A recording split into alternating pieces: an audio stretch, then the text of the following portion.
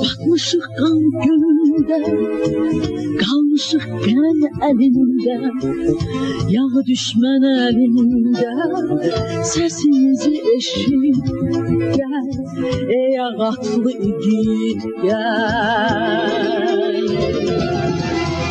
Dağlardan çapıb gəl, qılıncını qapıb gəl, külək kimi qopub gəl, küləkdən də becid gəl, ey ağatlı igid gəl. Dağlardan çapıb gəl, qılıncını qapıb gəl, külək kimi qopub gəl, küləkdən də çevik gəl, ey ağatlı igid gəl.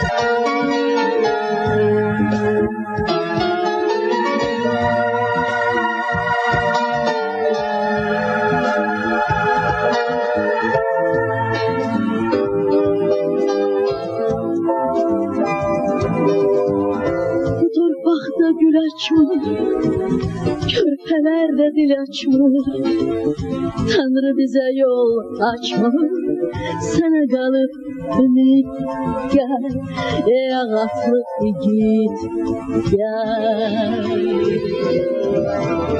Dağlardan çapıb gəl, qılıncını qapıb gəl, külək kimi qopub gəl, küləkdən də becid gəl, ey ağatlı igid gəl.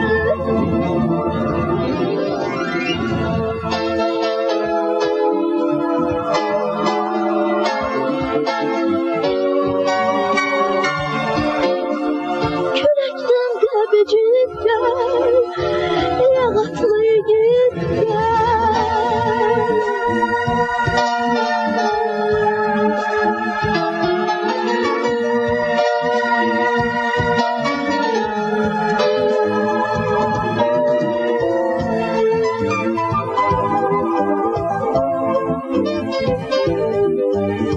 Boşaldınsın ağat, gəl, dağ şimşəkdən qanar, gəl, yatmışıqsa oyat, gəl, ölmüşüksə diri, gəl, ey ağatlı igid, gəl, gəl, gəl.